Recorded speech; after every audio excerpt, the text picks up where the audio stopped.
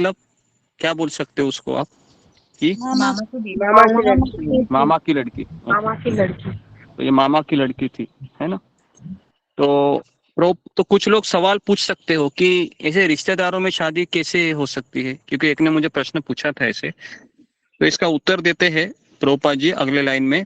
यदि ममेरे भाई तथा बहनों का गोत्र अर्थात परिवार एक न हो तो उन्हें विवाह करने की अनुमति होती है, क्योंकि जो आ, ममेरी बहन होती है उसका पति कौन होता है, वो उसका पति अलग होता है, बराबर है। तो उसकी जो लड़की रहती थी वो उसका गोत्र भी अलग हो जाता था, है ना। तो विवाह की वैदिक पद्धति में गोत्र या परिवार पर बल दिया जाता है। अर्जुन ने भी सुभद्रा से विवाह किया था, और सुभद्रा भी उनकी कौन थी, ममेरी बुआ। बहन। हाँ मेरी बस जी, बहन। ममेरी बहन थी तेरी बहन। जी। तो ओके, तो अभी जन्मेजय के बारे में थोड़ा सा मैं आपको बताना चाहूंगा शॉर्ट में, क्योंकि हम इनसे अपरिचित है। तो महाराज परीक्षित के विख्यात पुत्र थे, और महाराज जन्मेजय के दो पुत्र हुए थे जिनके नाम थे ज्ञातानिक तथा शंकुकर्ण। उन्होंने कुरुक्षेत्र तीर्थ स्थल पर अनेक यज्ञ किए। उनके तीन छोटे भाइयों के नाम थे श्रुतसेन, उग्रसेन तथा भीमसेन। किनके, जन्मेजय के तीन भाई, श्रुतसेन, उग्रसेन, भीमसेन। उन्होंने तक्षशिला पर आक्रमण किया था, और उन्होंने अपने महान पिता महाराज परीक्षित को दिए गए अवैध शाप का बदला लेने का निश्चय किया। जब जन्मेजय ने देखा मेरे पिताजी का कुछ दोषी नहीं था और उनको शाप दिया गया और मेरे पिता की हत्या करवा दी गई, ऐसा कौन सोच रहा था जी, जन्मे। जन्मेजय उनका लड़का, जन्मेजय। है ना। तो उसने क्या किया, उसने प्रण लिया कि मैं मेरे पिताजी की हत्या का बदला लूंगा। तो उन्होंने एक सर्प यज्ञ किया, और उसमें काफी सारे मंत्रों का उच्चारण करने से क्या हुआ, जितने भी विश्व में सर्प थे वो सब सर्प आके उस यज्ञ में गिरने लगे और मरने लगे। तो सारे जितने भी देवता है, जितने भी ऋषि मुनि है, उनको अजीब लगने लगा ये क्या हो रहा है। तो इससे तो पूरा सर्प जाति ही विनष्ट हो जाएगी। तो यज्ञ बंद करने के लिए हाँ सभी लोग उनको मनाने लगे, है ना। और इस तरह से व्यासदेव जी ने भी उनको कहा कि आप इस यज्ञ को बंद करवा दीजिए। तो उसके बाद उन्होंने बंद कर दिया। तो आगे चलकर व्यासदेव की आज्ञा से उनके शिष्य वैशंपायन ने राजा को महाभारत सुनाया।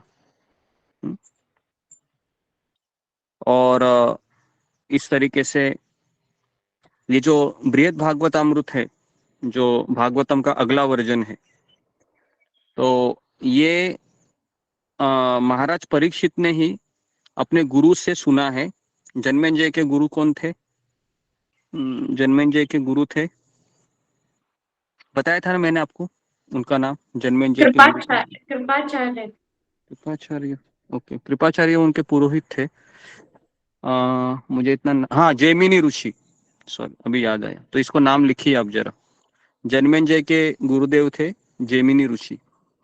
तो जैमिनी ऋषि ही उनको ये बृहद भागवत सुनाते हैं, और वही बृहद भागवत ये अपनी माता उत्तरा को सुनाते हैं, जो उनकी माँ है।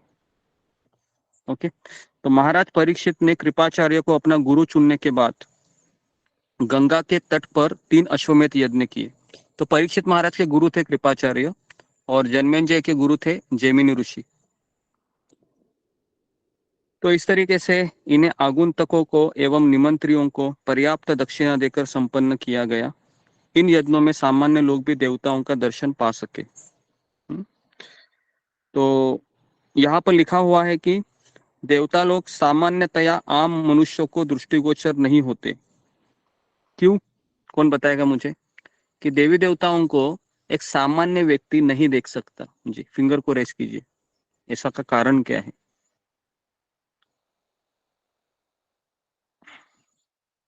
जी बताइए मंजू सिंह। गुरुजी, जो देवताओं का जो शरीर होता है वो मन से बना हुआ होता है। तो हमारी जो भौतिक आंखें होती हैं वो उसे देख नहीं सकती। हरे जी कृष्णा गुरु। तो जी देवी देवताओं का शरीर बहुत सूक्ष्म कंटेंट से बना होता है, सो हमको वो एक्सेस नहीं है, उनको हम देख सकते हैं। तो देवता भी सामान्य व्यक्ति को अपनी कृपा से दृष्टिगोचर हुए, लेकिन अगर देवता लोगों को अगर दिखाना है किसी मनुष्य को, तो ये कभी संभव है जब वो स्वयं चाहे, है ना, कि ये लोग मुझे देखे।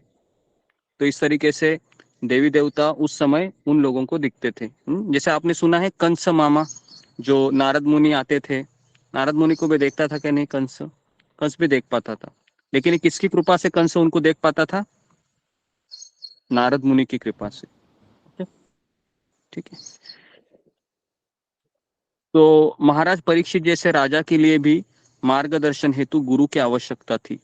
तो पहले के 4 लाइन है जी, तो इसको जरा जी अशोक चावला प्रभु, ये आखिरी 4 लाइन पढ़िए जी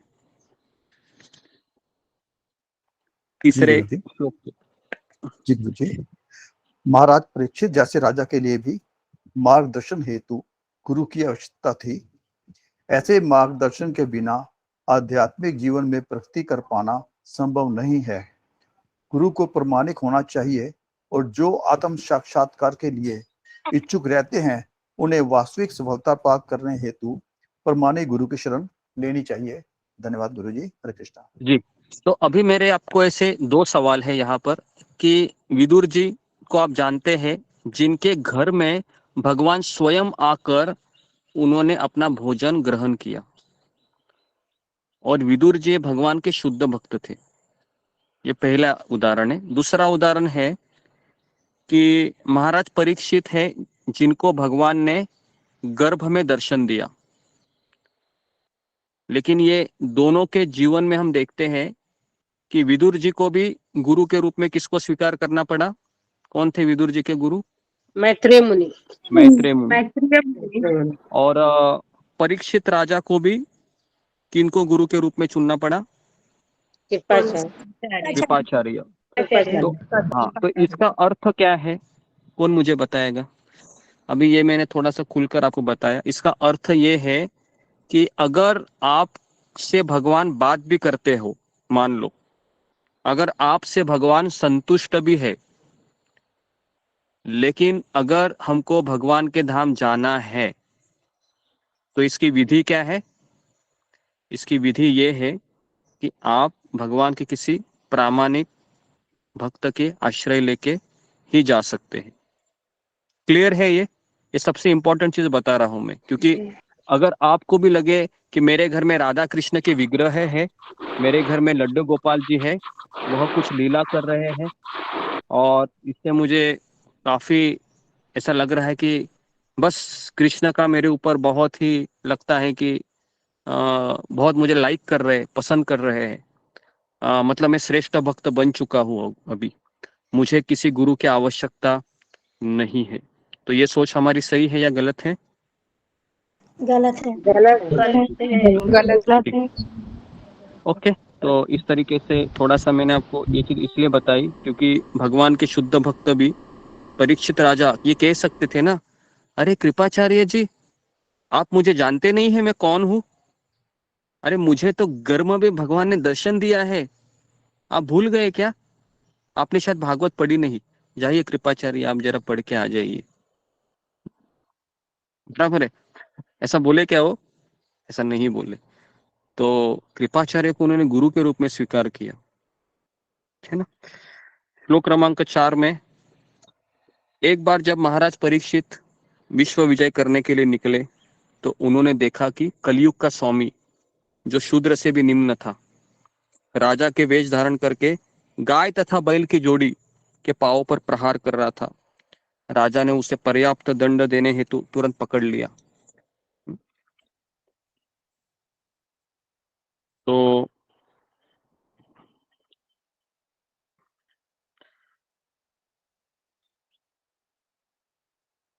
जी, तो कलयुग का अर्थ है, ये जो आखिरी पैराग्राफ है, ये पूजा डिमरी पढ़ो, जो लास्ट पैराग्राफ है। कलयुग का अर्थ है कुव्यवस्था तथा कलह। इस कुव्यवस्था तथा कलह का मूल कारण यह है कि निम्न श्रेणी के निकम्मे व्यक्ति, जिनकी कोई उच्चतर महत्वाकांक्षा नहीं है, राज्य के प्रबंध में अग्रणी बन जाते हैं। राजा के पद पर ऐसे मनुष्य निश्चित रूप से सर्वप्रथम गाय तथा ब्राह्मण संस्कृति को हानि पहुंचाते हैं, जिससे संपूर्ण समाज नरक की ओर आगे बढ़ता है। स्वयं महाराज परीक्षित ने प्रशिक्षित होने के कारण संसार के समस्त संघर्ष के मूल कारण की गंध पा ली थी, अतः वे इसे प्रारंभ में ही रोक देना चाहते थे। ओके जी। तो कलयुग का सबसे बड़ा प्रॉब्लम क्या है कि ब्राह्मण जाति का पतन, और दूसरा है गाय की जो संस्कृति है, मतलब गाय को हानि पहुंचाना, ये सबसे बड़ा कलयुग के लक्षण है। दो चीजें।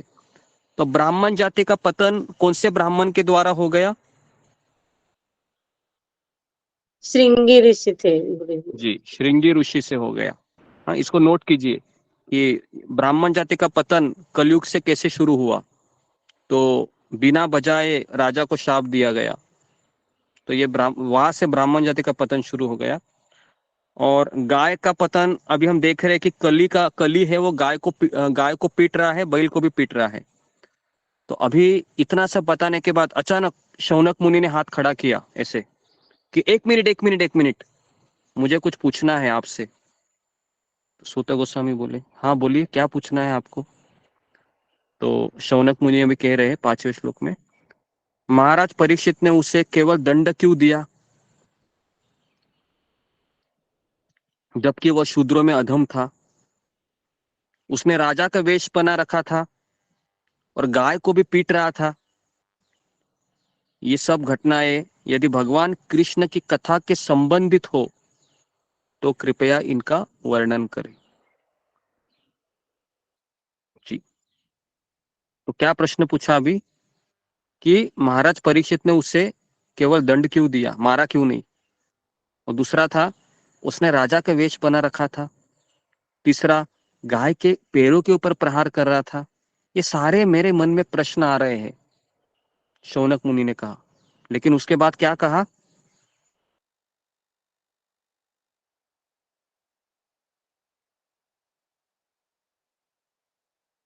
उसके बाद कहा कि अगर ये सारी घटनाएं भगवान की कथा से संबंधित हो तो ही आप कहिए। इसका अर्थ क्या है जी, बताइए। थोड़ा सा मैं इसमें थोड़ा सा डीप जाने की कोशिश करेंगे हम जी। फिंगर को रेस कीजिए जी। ओके, ऋतुपूर्णा। हरे कृष्ण गुरुजी, दंडवत प्रणाम। सभी भक्तों को दंडवत प्रणाम। गुरुजी, मुझे लगता है कि हमको सिर्फ कृष्ण के अलावा और कोई बात नहीं करना चाहिए। जैसे कि हम जो भौतिकवादी है, हमको जब टाइम मिलता है तो हम किसी और का बात करते हैं, इसीलिए वो कह रहे हैं कि आप कृष्ण के बात के अलावा और किसी का बात आप मत कहिए। ओके जी, तो थोड़ा बहुत कनेक्शन है। ओके, रूबी कुमारी माता जी। हरे कृष्णा गुरुजी, धन्यवाद प्रणाम। गुरुजी, जो माता जी ने बोला तो वही मेरा भी आंसर था, तो वह ओके सिख भाव जी में जी भी जी। वही सुनना चाहिए था। Okay okay okay, Krishna Mohan प्रभु।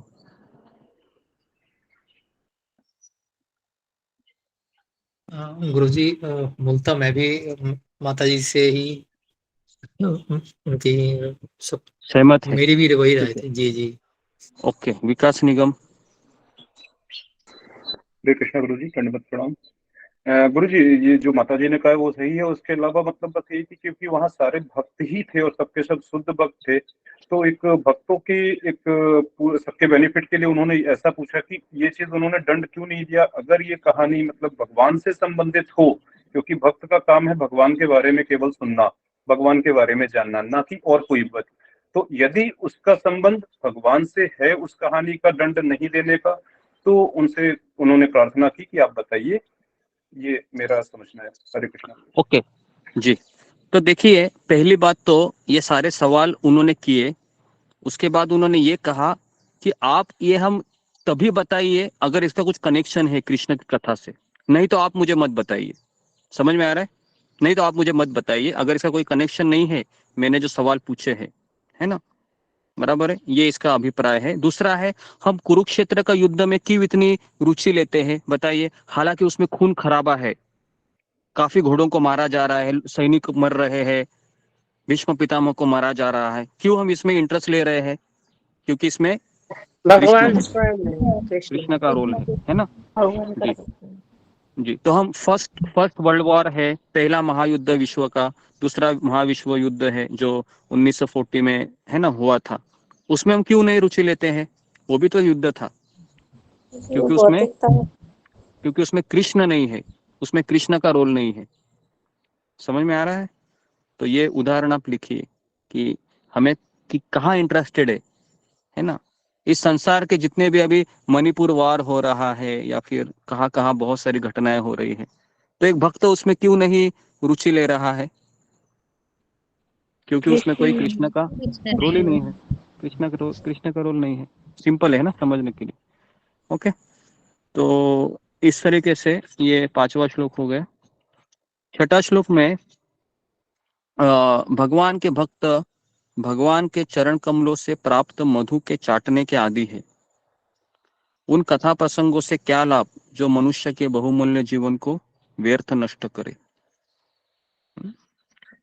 तो बहुत सुंदर यहाँ पर शौनक मुनि कह रहे हैं कि भगवान के भक्त उस मधुमक्खी की तरह होते हैं जो केवल मधु के चाटने में ही इंटरेस्ट लेते हैं, है ना? जैसे हमेशा प्रवचन में हमने कई बार ऐसा उदाहरण सुना है कि जब कोई मक्खी है, अगर वो गार्डन में चली जाती है तो मक्खी कहाँ बैठेगी? वो जहाँ पर कूड़ा कचरा है, ठीक है, या जहाँ पर गंदगी है।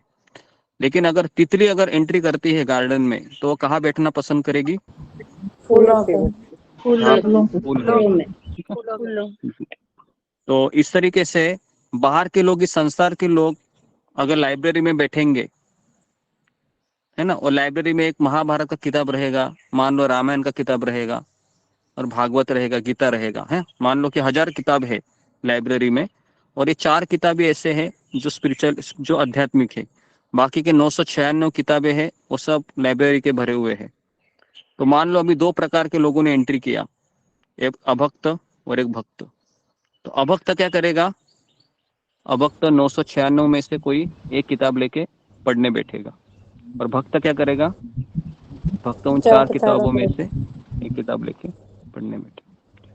तो इस तरीके से, है ना, क्या लाभ ऐसे मनुष्य जीवन का, है ना, अगर वो नष्ट कर रहे हैं ऐसे कथा जिनसे कोई कृष्ण का परिचय नहीं है। श्लोक क्रमांक जी जी ओके। तो इसमें एक बहुत अच्छा पैराग्राफ है, मिडल पैराग्राफ। मैं चाहता हूँ कि जी पढ़िए, अशोक चावला प्रभु, सेकंड पैराग्राफ, 6ठे जी अध्याय, गुरुजी। 6ठे श्लोक का। हमारी आयु बहुत लंबी नहीं होती और ऐसा भी कुछ निश्चित नहीं है कि हमें कब अगली मंजिल के लिए हर वस्तु को छोड़ने हेतु आदेश मिल जाए। अतः यह हमारा परम धर्म है कि हम भगवान श्री कृष्ण के अतिरिक्त अन्य किसी विषय में एक क्षण भी व्यर्थ न गवाएं। कोई भी विषय इतना ही कितना ही रोचक क्यों ना हो, यदि वह भगवान श्री कृष्ण से संबंधित नहीं है तो सुनने योग्य नहीं होता। हरे कृष्ण गुरु जी। ओके, श्लोक क्रमांक 7 में कहते हैं शौनक आदि ऋषि, हे सूत गोस्वामी, मनुष्य में से कुछ ऐसे हैं जो मृत्यु से मुक्ति पाने के लिए इच्छुक रहते हैं और कुछ शाश्वत जीवन प्राप्त करने के लिए इच्छुक होते हैं। वे मृत्यु के नियंत्रक यमराज को बुलाकर वध किए जाने की क्रिया से बच जाते हैं। तो कुछ मनुष्य ही ऐसे होते हैं। गीता में वो कौन सा श्लोक आता है? 7वें अध्याय में तीसरा श्लोक, 7वें अध्याय का तीसरा श्लोक है कि मनुष्यानां सहस्रेषु कश्चिद् यतति सिद्धये यततामपि सिद्धानां कश्चिन्मान् वेत्ति तत्वता। तो 1000 मनुष्यों में से एक व्यक्ति ये जानना चाहता है कि मैं इस संसार में दुख क्यों भुगत रहा हूं, मुझे मुक्ति चाहिए। बाकी के 999 क्या करेंगे फिर? बाकी के 999 अच्छी पत्नी, अच्छा घर, अच्छा जॉब, अच्छा बेटा, इसके चक्कर में अटकते रहेंगे।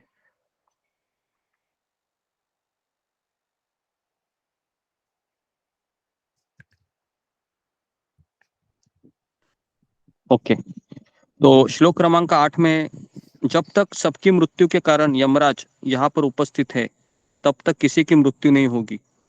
ऋषियों ने मृत्यु के नियंत्रक यमराज को आमंत्रित किया है, जो भगवान के प्रतिनिधि है। उनकी पकड़ में आने वाले समस्त जीवों को भगवान की दिव्य लीलाओं की इस वार्ता के रूप में मृत्यु रहित अमृत का श्रवण करने का लाभ उठाना चाहिए। तो इसका तात्पर्य है, एकता सोमानी माता जी पढ़िए, छोटा सा ही है।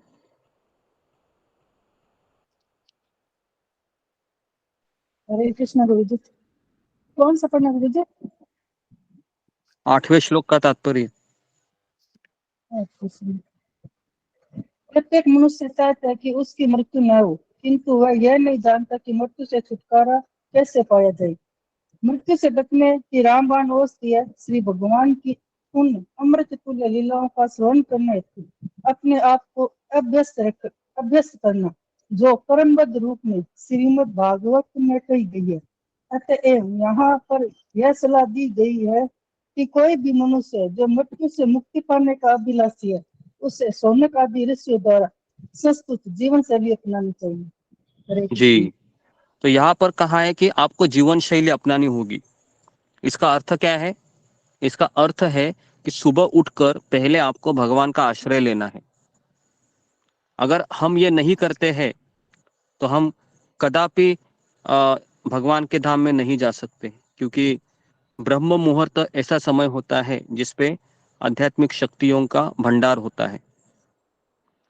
श्लोक क्रमांक 9 में, अल्प बुद्धि तथा अल्प आयु वाले आलसी मनुष्य रात को सोने में तथा दिन को व्यर्थ ही के कार्यों में बिता देते हैं।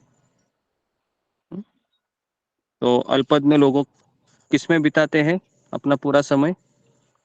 अपना पूरा समय रात को सोने में और दिन में काम करने में, बराबर है।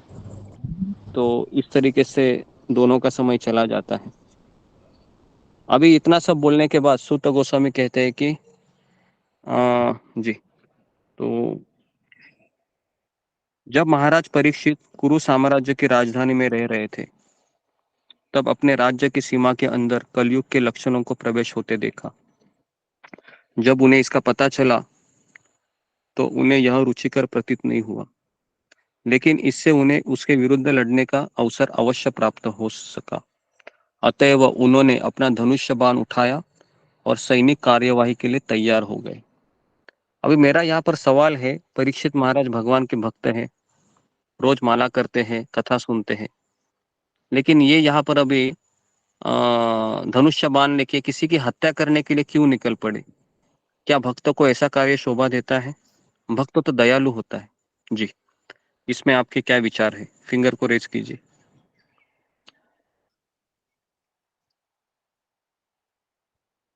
जी, सुषमा बाग।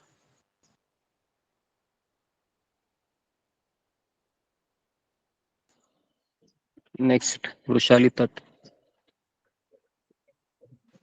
हरे कृष्ण गुरु जी, दंडवत प्रणाम। सभी भक्तों को दंडवत प्रणाम। गुरु जी, हर किसी व्यक्ति को अपने कर्तव्य जो होते हैं वो करने चाहिए, चाहे वो भक्त हो या अभक्त हो। परीक्षित महाराज एक क्षत्रिय थे, तो उनका ये कर्तव्य था। हरे कृष्ण गुरु जी, जो गलती हुई तो क्षमा कीजिए। जी जी, तो जैसे परीक्षित राजा ये राजर्षि थे, उनको भगवान ने एक सेवा दी थी कि आपको प्रजा का रक्षण करना है, तो इसलिए उन्होंने धनुष्य बाण लेके कली को मारने के लिए निकल पड़े।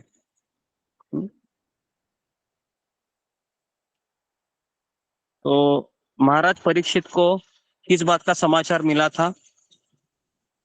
महाराज परीक्षित को इस बात का समाचार मिला कि हमारे राज्य में 4 चीजें हो रही है। पहला, स्त्रियों के साथ अवैध संबंध। दूसरा, मांस भक्षण की लत। तीसरा, मादक द्रव्य का सेवन। और चौथा, द्यूत क्रीड़ा में रुचि। ये 4 चीजें हैं, ये कलयुग में अधिकतर पाई जाती है। तो महाराज परीक्षित ने कहा कि मेरे होते हुए कली मेरे राज्य में प्रवेश नहीं कर सकता, तो इसलिए उन्होंने कार्यवाही करने के लिए वो तैयार हो गए। ओके, श्लोक क्रमांक 11। जी, तो इसका अनुवाद पढ़ो वृषाली।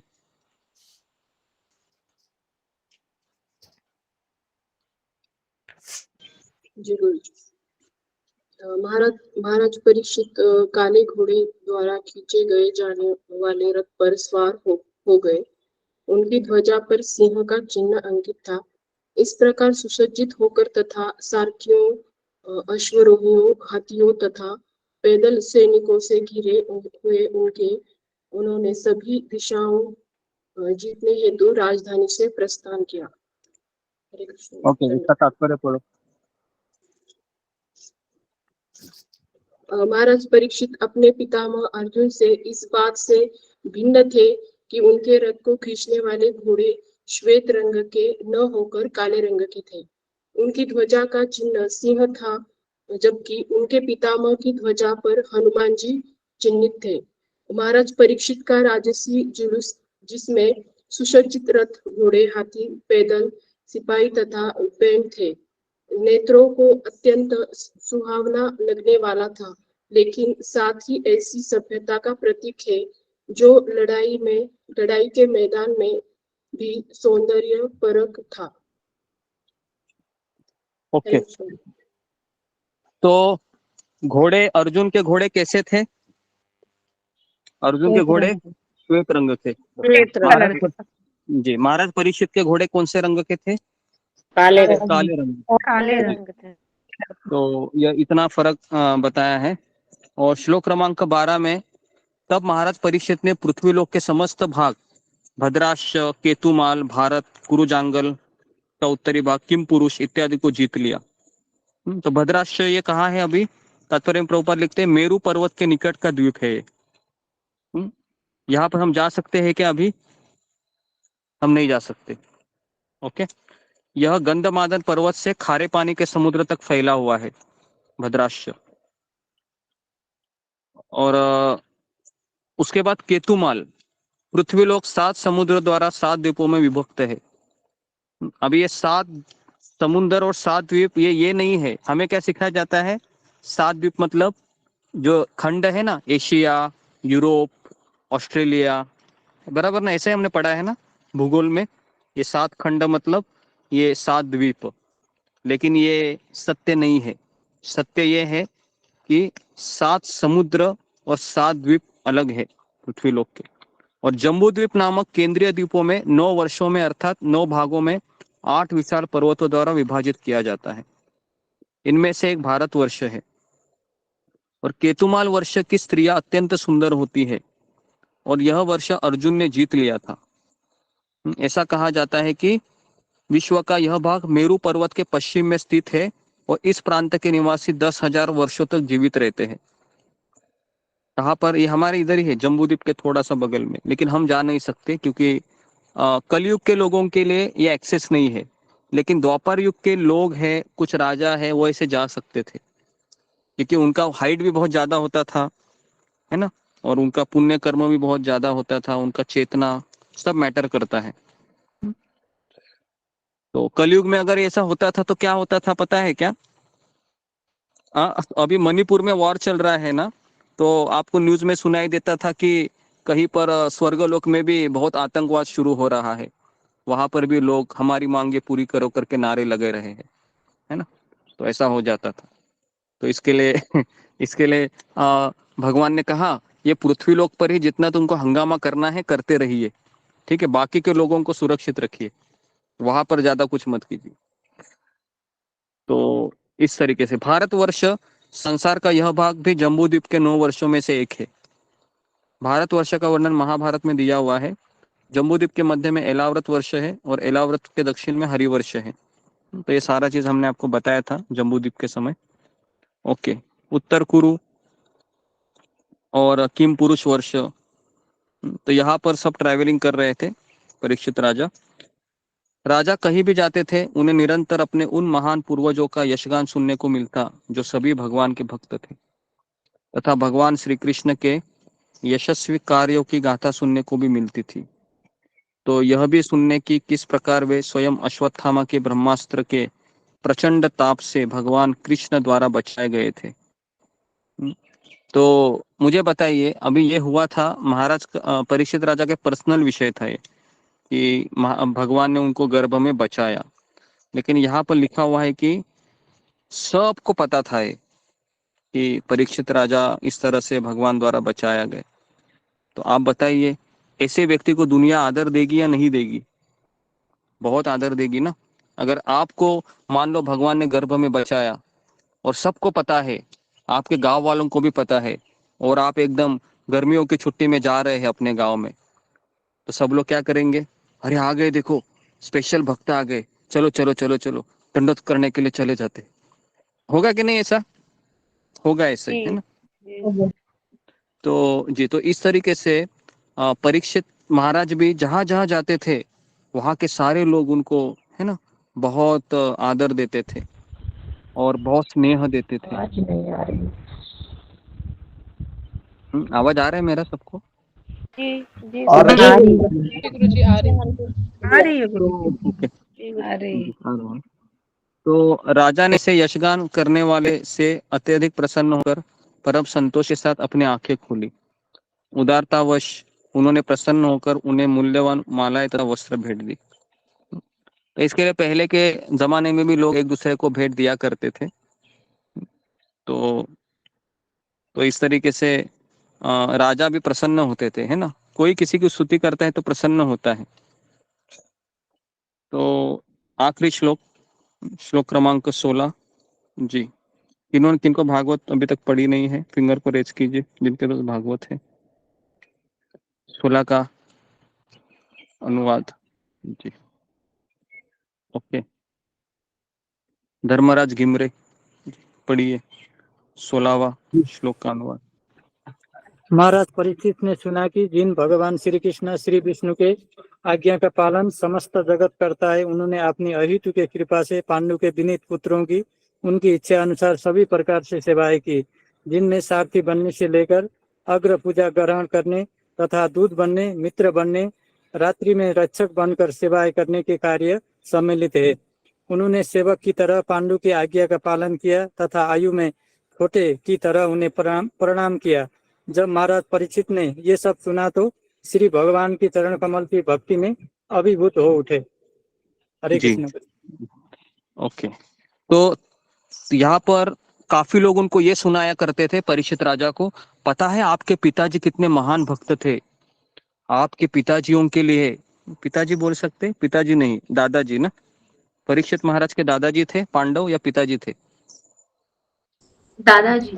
दादाजी। पितामह थे। हाँ, तो दादाजी का जब स्तुति सुना करते थे परीक्षित राजा कि मेरे दादाजी जो 5 थे उनका भगवान कृष्ण से इतना कनेक्शन था, तो और काफी लोग उनको कहा करते थे कि आप उस वंश के राजा हो जिस वंश में आपके जो पितामह है या दादाजी है ना। तो ये भगवान श्री कृष्ण के साथ लीला किए, उनके गुरु बने, उनके पथ प्रदर्शक बने, सारथी बने, मित्र बने, सेवक बने, सब कुछ किया उन्होंने। तो ऐसे वंश में आपका जन्म हुआ है। तो ये सब जब सुनते थे परीक्षित राजा तो उनको अभिभूत हो जाते थे, रोमांच हो जाता था उनके शरीर में। ओके, तो श्लोक क्रमांक 17 में, अब तुम लोग मुझसे वह घटना सुन सकते हो जो तब घटी जब महाराज परीक्षित अपने पूर्वजों की उत्तम वृत्तियों के विषय में सुनते हुए उन विचारों में डूबे हुए अब अपने दिन बिता रहे थे। तभी साक्षात धर्म बैल के रूप में विचरण कर रहा था और उसे गाय के रूप में साक्षात पृथ्वी मिली, जो ऐसी माता थी जो बहुत शोकग्रस्त दिखाई पड़ी, जो अपना पुत्र खो चुकी थी।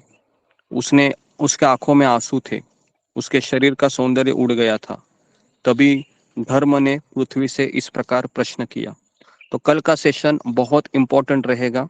अगर किसी को धर्म की परिभाषा अगर जाननी है तो कल आप अवश्य उपस्थित रहिए, क्योंकि कल हम देखेंगे धर्म जो बैल के रूप में है और पृथ्वी जो गाय के रूप में है, ये दोनों एक दूसरे से बात करेंगे किस तरह से मुझे पीड़ा हो रही है कलयुग में, है ना।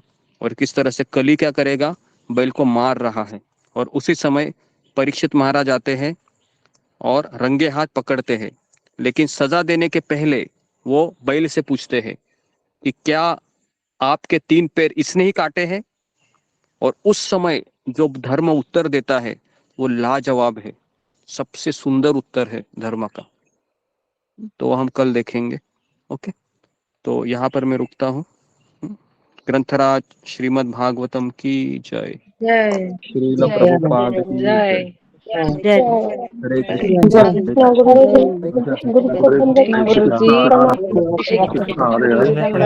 हरे राम राम राम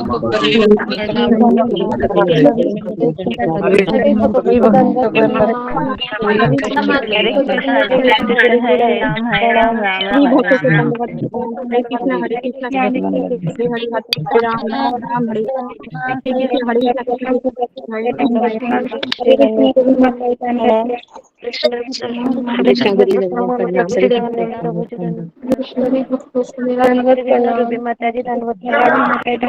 हरे कृष्ण एकता माता धन्यवाद प्रणाम। हरे कृष्ण सस्ते माता एकता माता जी धन्यवाद प्रणाम। सुधा माता जी धन्यवाद प्रणाम। हरे कृष्ण भगवत धन्यवाद